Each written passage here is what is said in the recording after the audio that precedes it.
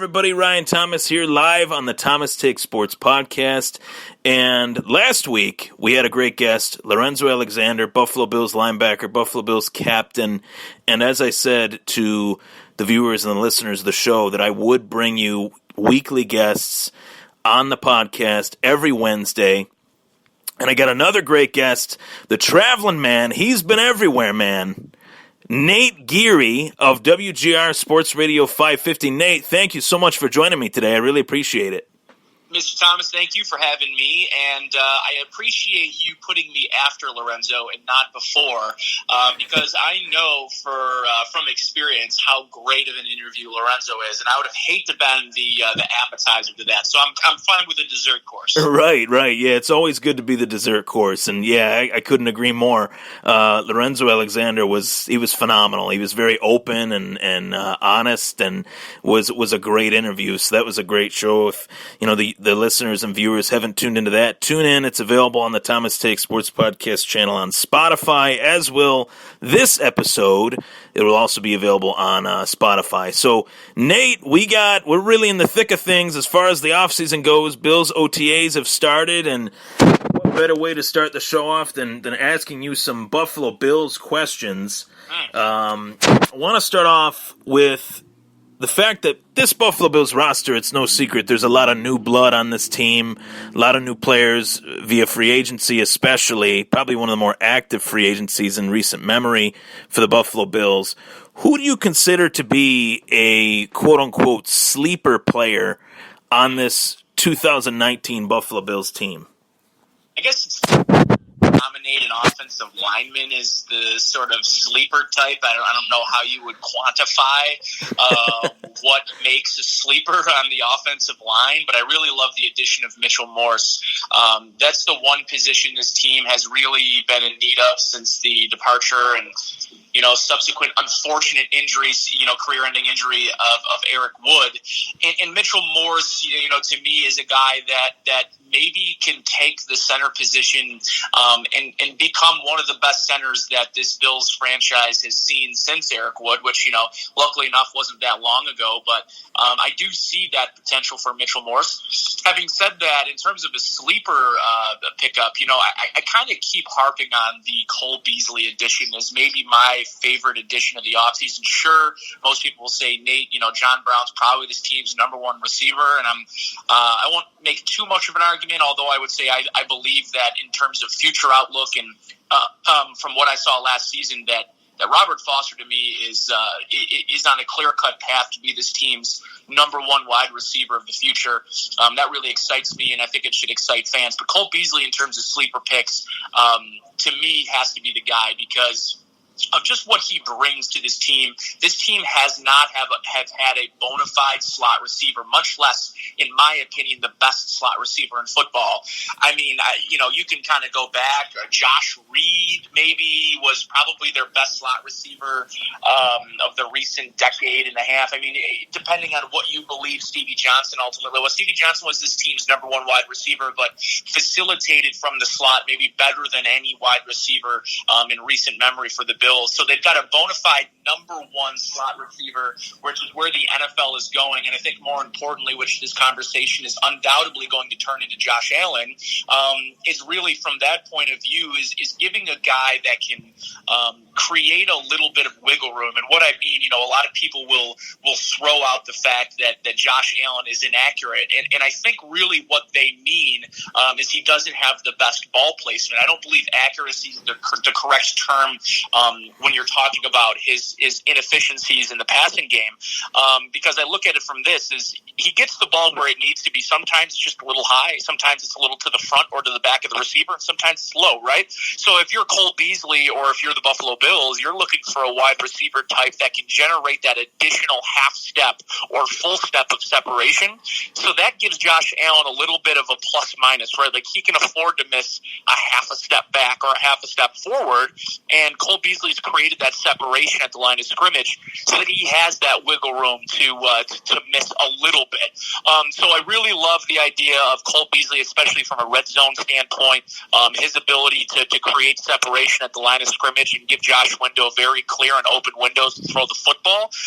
So from a sleeper standpoint, don't sleep on Cole Beasley being a guy that maybe has the most receptions of a Buffalo Bills wide receiver since a guy like Stevie Johnson. I just think his operation in the short intermediate space over the middle of the field into the sidelines is what Josh Allen grossly has missed really over the course of his starting career, both at Wyoming and his first season with the Bills. I couldn't agree more. And with Cole Beasley especially, I think of it as you haven't seen a slot receiver quite like this in a long time, and you threw that out there, but I haven't seen a receiver, period, with the skill set of Cole Beasley where he can get open in really tight, short windows. And I feel like the one area of improvement for Josh Allen, especially outside of his ball placement, is just being able to throw those 5-yard passes, be willing to check it down. Oftentimes last year he threw a lot of deep balls. He was trying to really play quote-unquote hero ball out there. That's a term that we've heard a lot with Josh Allen in his rookie season. And now with this new reinvigorated, reinvented offensive line and Cole Beasley thrown in there, I definitely agree with you. I think at some point for fantasy football listeners out there will be a point where you will contemplate drafting Cole Beasley and hope he doesn't get drafted, maybe hope that he flies under the radar and you can get him late, but I think he'll have great fantasy value this year with Josh Allen throwing him the ball.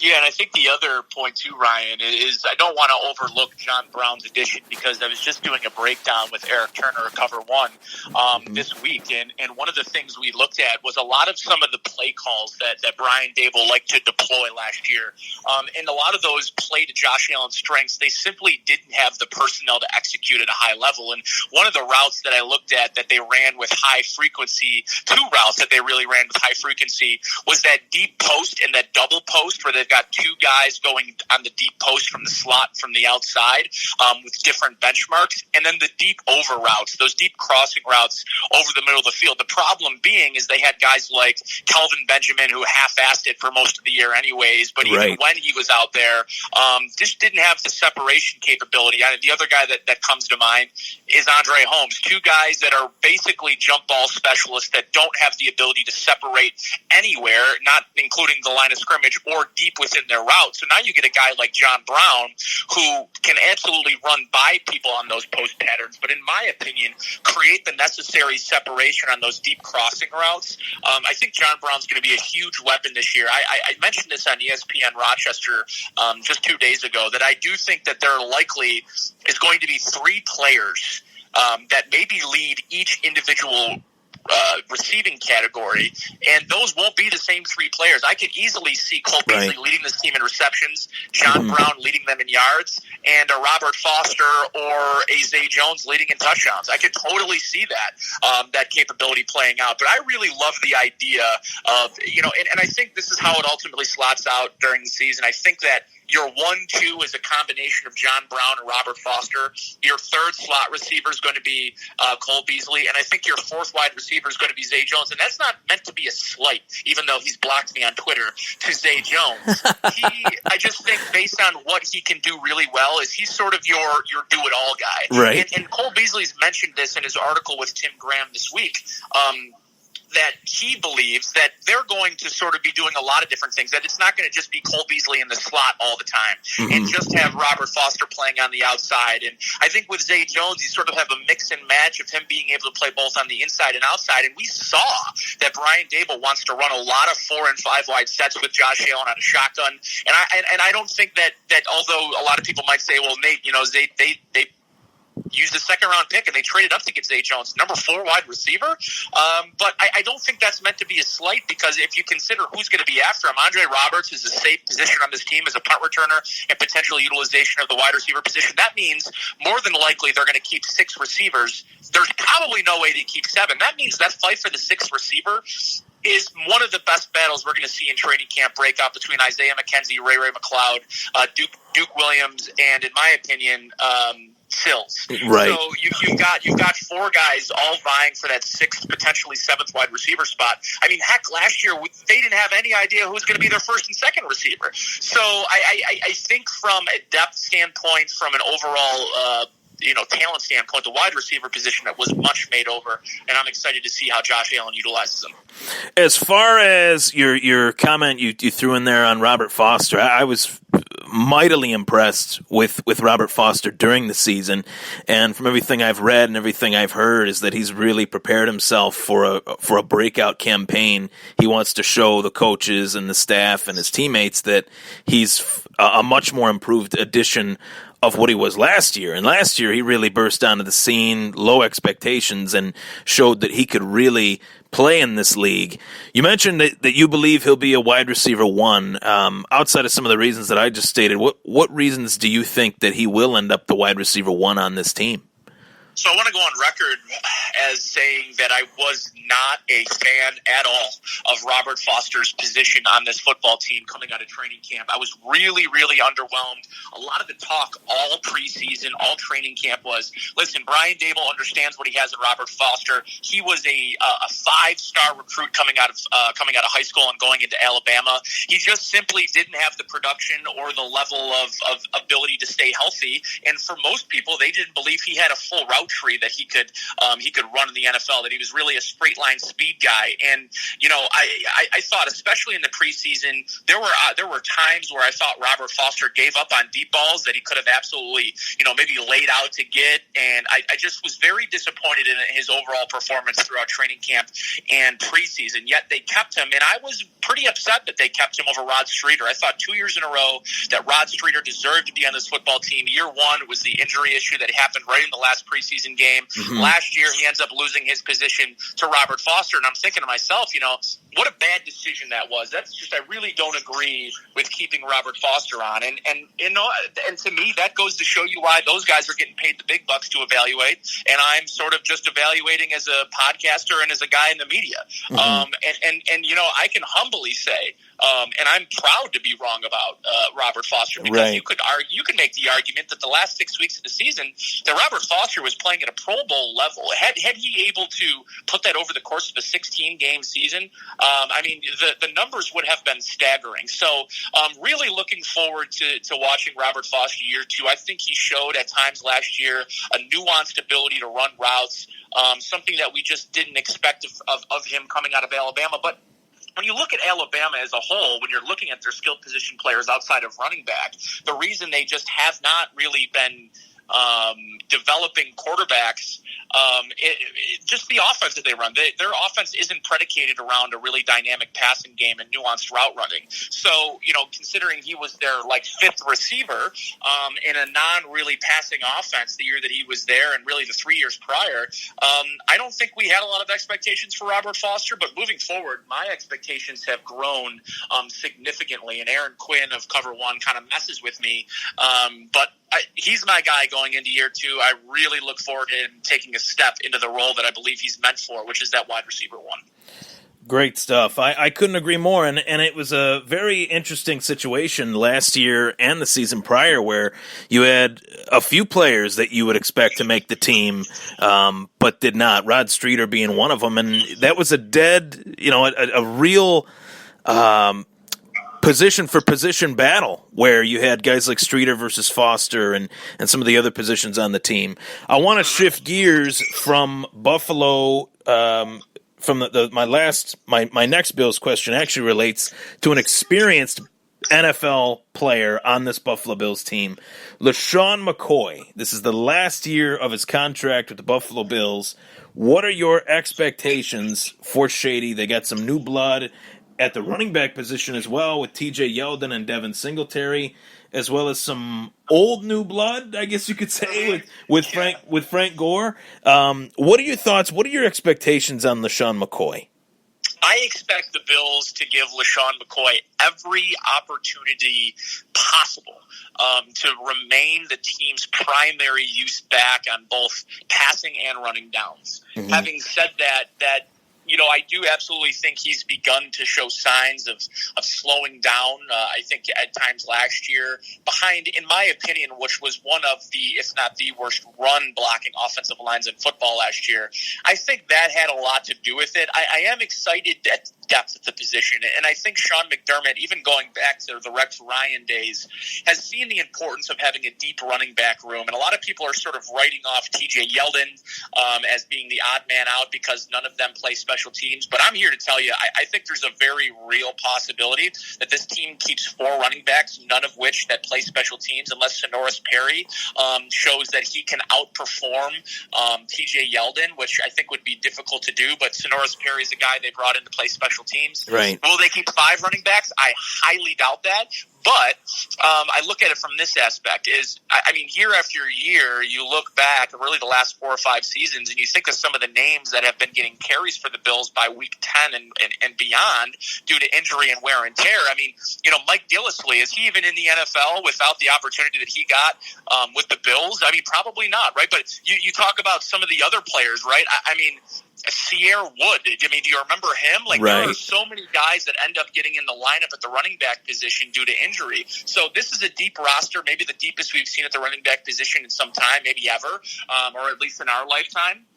And I think that's only going to be good. I think Devin Singletary, by the end of the season, is going to be pushing for double-digit carries per game. I really like the player. I think a lot of people were unfairly criticizing the Bills for his pick in the 3rd round. I think, of course, the testing numbers aren't off the chart, but at the running back position, it's a lot more about understanding how to beat defenses and finding the creases. And then the one thing you could say about him is he's very good at finding those creases. But when you talk about Frank Gore, I do think Frank Gore is going to have a significant role in this football team. He's one of the best pass-blocking running backs in NFL history.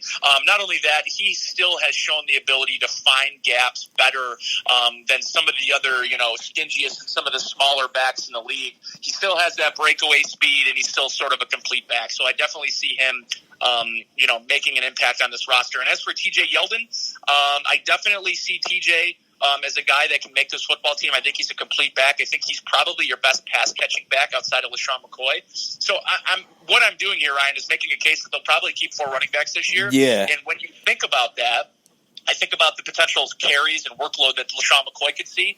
I could absolutely see LaShawn McCoy right at around 130 carries. Nothing like you saw in 2015 where the guy's getting 220, 200-plus carries. I don't think that's going to be the case anymore considering the depth.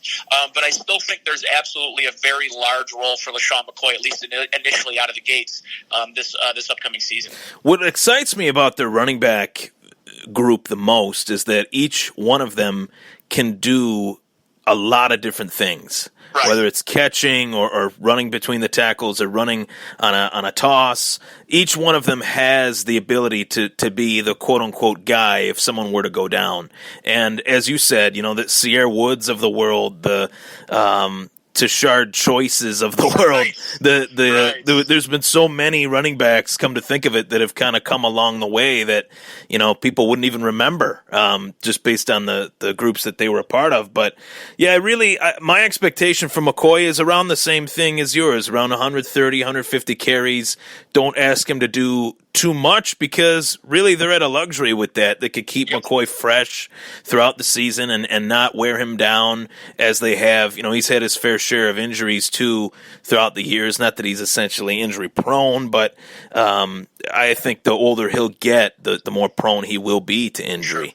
So yeah, I definitely agree, and I'm very excited. I was very pumped up. Believe it or not, I believe it was my draft day show. I had a guest on, Jake Watkins of Trainwreck Sports. We were talking about the running backs, and a running back that I really liked in this class was Devin Singletary. He's like that little muscle hamster type running back that can get low and run through the tackles, and can also, from what I've seen, he can catch. That's a dynamic that they've used with him in OTAs that I really appreciate seeing that, because oftentimes we haven't really had that pass catching running back. So that can kind of spell LaShawn McCoy. So it'll be very interesting to see how that whole group pans out.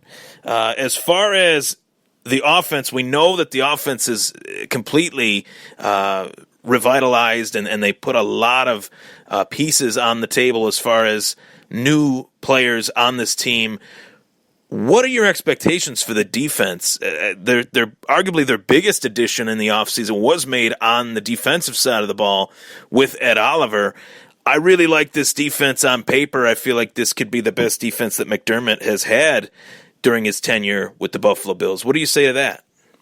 Yeah, I think conventional wisdom would probably lead you to believe that they're due for regression in year 2 of this, or well, I guess would be year 3 of this scheme, right? Right. Having said that, I think if you look at the additions now, there's definitely no denying the impact that Kyle Williams was still able to have in a week in and week out basis, albeit at the end of his career and mostly an injury-riddled season in 2018.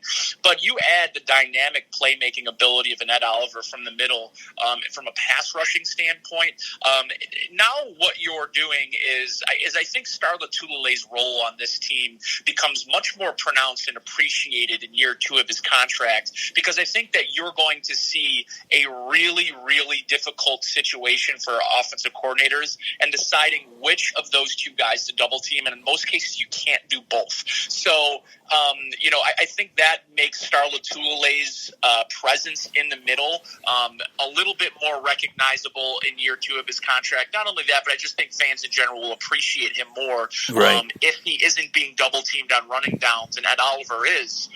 Well, good luck, because he's one of the best run stuffers in the league. He just didn't have an opportunity to show that last year, considering he was taking on basically every team's double team. Right. But the defense, in my opinion, they've added a ton of depth to the quarterback position. Kevin Johnson, bringing back EJ Gaines, but Levi Wallace is a guy right now who still has maintained his starting position throughout mini camp and mandatory mini camp.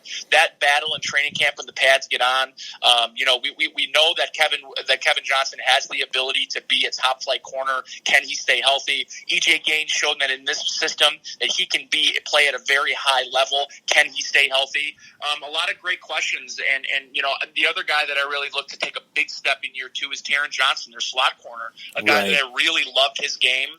He put his body on the line at times last year. I'd like to see him stay healthy. But I mean, he popped his shoulder out early in the season. And once that happens, without a good off season of rest and maintenance, you're basically playing in a sling, hoping not to pop it out on a week to week basis. So yeah, the other guy too, Ryan, that I really like, in year 2 of his contract and sort of just an unfortunate start to his career in Buffalo is Trent Murphy. Mm-hmm. A guy that they paid a really significant amount to last year in the offseason, was one of their marquee free agent additions, and was just coming back from a major knee injury and just physically wasn't really able to step on the right foot and kind of had that hamstring issue, and because of him coming back and his inability in the offseason to really train the way that he wanted, considering he was rehabbing. So, you have Trent Murphy and Jerry Hughes as your bookend pass rushers. I'm very interested to see Shaq Lawson's final year in his contract, knowing that next year is his best ability to make money in this league and get his next contract. So there's just a lot of really things that you're looking at on the defensive side of the ball that you're thinking, absolutely. Here in Buffalo, I don't think many people see the regression. I think the national media, I think analytics geeks would probably tell you they're due for a regression. But, I mean, they didn't lose anyone, and they, in my opinion, added a really nice piece in Ed Oliver in depth to the cornerback position. So I see no reason for regression. I expect them to maybe even take a step forward. Are they going to be better than second overall scoring? That's going to be tough. But can they become a team that has more sacks, especially up the middle with a guy like Ed Oliver? And can they turn the ball over a little bit more this year? I think those are 2 things to keep an eye on if they're going to be better. I have basically looked at it as you have a lot of players on that defense that are very legitimate. The Trey Whites, the Micah Hydes, the Jordan Poyers that have shown what they can do in this league. And then as you kind of touched on, there's also players on the defense that actually have a lot to prove. Guys like Trent Murphy, guys like Shaq Lawson. So is it that iron sharpens iron mentality for that defense? And I think it is. And I love the fact that they start the season away against the Jets, because that'll be a big test for that defense to kind of show that, they're willing to bite down on the mouthpiece and hit Sam Darnold in the mouth a couple times, which would be nice to see as Bills fans. But I'm excited to see how these pieces come together. Tremaine Edmonds, a linebacker that I felt like got better as the season went along. He wasn't really overrunning the running lanes, and he wasn't behind on pass coverage, which I saw a little bit here and there. As the season wore on, he got better, I thought, which is great to see, being that he's so young, so athletic. Talk about what your thoughts were on his rookie year and what you think he might need to do in order to be a better player in his second season. Yeah, I thought you really said it best there, right? Like, I just think in a lot of cases, a guy that's expected to be the quarterback of your defense at 19 years old, that's a lot to ask in a player that hasn't played in a pro-style scheme against pro-style offenses to accumulate and to really get accustomed to the game. I think you're spot on. I think he really showed that comfortability level, take a next step. I think it says a lot that Kyle Williams was having him run the defensive film room sessions and defensive meetings towards the end of last season. I think that's a big indicator that his game, his leadership mentality, they're both on the right track. I think it's interesting that the 2018 draft might signify the additions of the two offensive and defensive captains. Right. That could end up being a dynamic / franchise altering draft. If the sort of template that these two look like and sort of the spectrum that both of those two guys look to be on, if they end up playing out and playing to the potential that a lot of people think they're capable of, they've just got two cornerstone players at arguably the two most important positions on each side of the ball. So, I expect big things from Tremaine year two. His size, his athletic ability. I expect more turnovers. Honestly, once he's comfortable and he's starting to read at a level that I think he's capable of reading offenses at, that the interception number is going to go up because I just think his size and ability to get in passing lanes. Lateral movement is massive. Yeah. It's just unlike any other linebacker in football. I mean, even the Luke Kuechly's, the CJ Mosleys, those guys can't affect the passing lanes quite or even nearly as much as a guy like Tremaine Edmonds can. Right. So in terms of pass coverage, I expect to see a big difference in him. And to be quite honest, it's almost criminal we didn't even really mention Matt Milano, who in my opinion was the defensive MVP last season. I had an argument. I mean, by the halfway point of the season, Matt Milano was playing at not a Pro Bowl, an All-Pro level. And I suspect that in year three, coming back from injury, I'm expecting big things from Matt Milano, and I expect nothing but a Pro Bowl season this year. I kid you not. My next question was a segue. I was basically leaning towards Matt Milano, saying the fact that you have Tremaine Edmonds, Matt Milano, and the next linebacker that they added, along with my boy Lorenzo Alexander, Voshon Joseph. I'm very excited to see what he can do playing within his role on this Sean McDermott defense. I thought that was a great pick, Nate. I really did. Yeah, and I like his athletic ability, and I think how he fits in athletically is definitely going to be interesting to see. Because here's the thing, he's not going to be asked to play big minutes or a lot of downs and a lot of plays. But what he will be doing is give that defense flexibility if they want to play big nickel.